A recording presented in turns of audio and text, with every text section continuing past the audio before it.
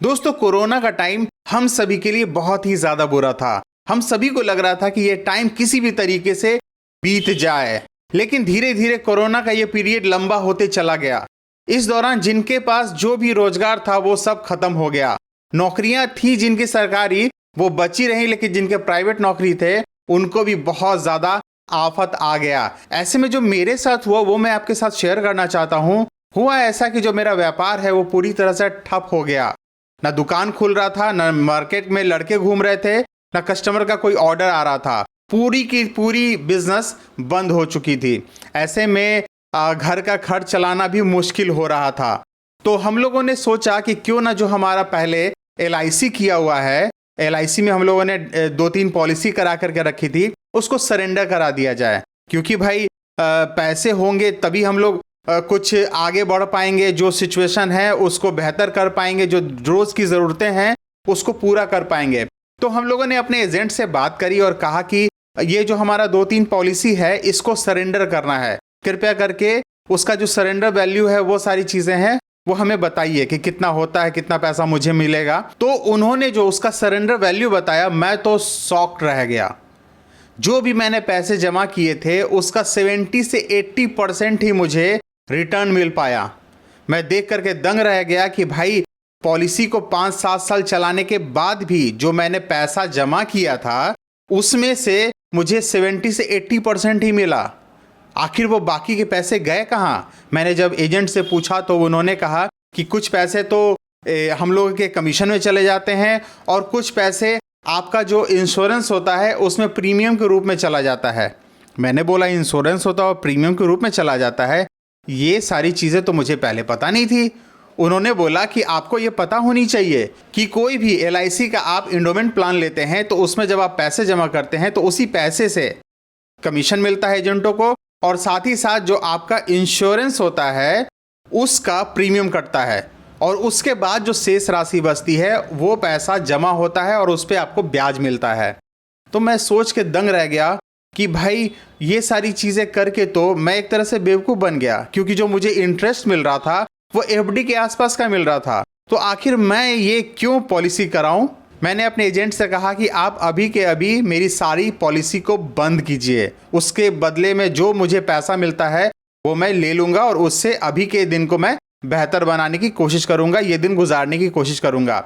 मैंने उनसे पैसे लिए और ले करके अपनी स्थिति को थोड़ा बेहतर किया, और उसके बाद जब मैंने फिर से एजेंट को बुलाया और मैंने कहा कि भाई कोई ना कोई पॉलिसी तो होनी चाहिए, इंश्योरेंस तो होना चाहिए, क्योंकि भाई कल का कोई ठिकाना नहीं है कब किसके साथ क्या हो जाए, और ऐसे में परिवार की सुरक्षा बहुत ही ज़रूरी है। भाई पैसा है तो सुरक्षा है, अगर हमारे साथ कुछ हो जाता है तो हमारे परिवार वालों को इधर उधर कुछ देखना नहीं पड़ेगा, भटकना नहीं पड़ेगा। इसके लिए हम लोगों को इंश्योरेंस कराना ही कराना चाहिए।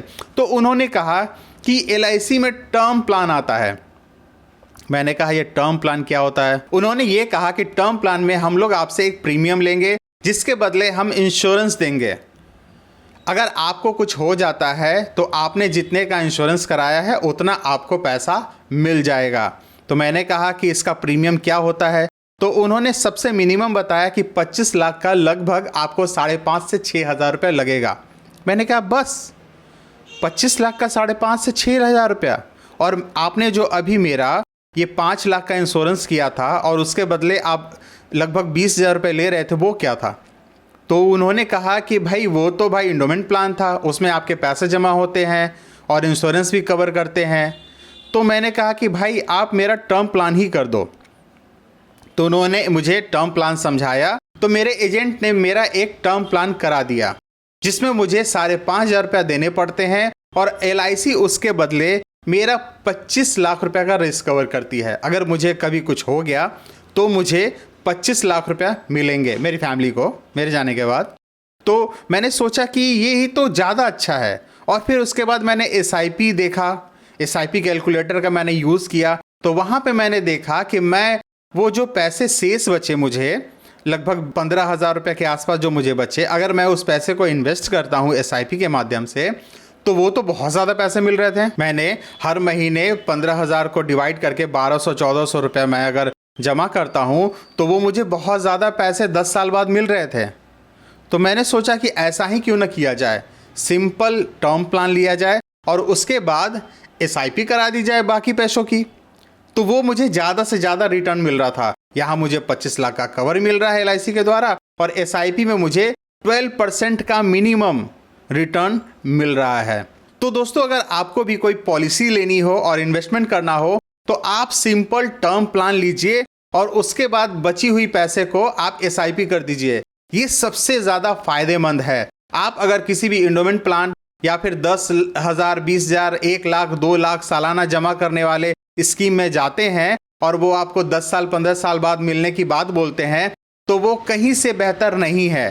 आप सिंपल एक LIC का टर्म प्लान ले लीजिए जो भी आपका सूट करता है और उसके बाद शेष बचे हुए पैसे को SIP में इन्वेस्ट कीजिए और आप देखेंगे कि आपको बहुत अच्छा रिटर्न मिलेगा।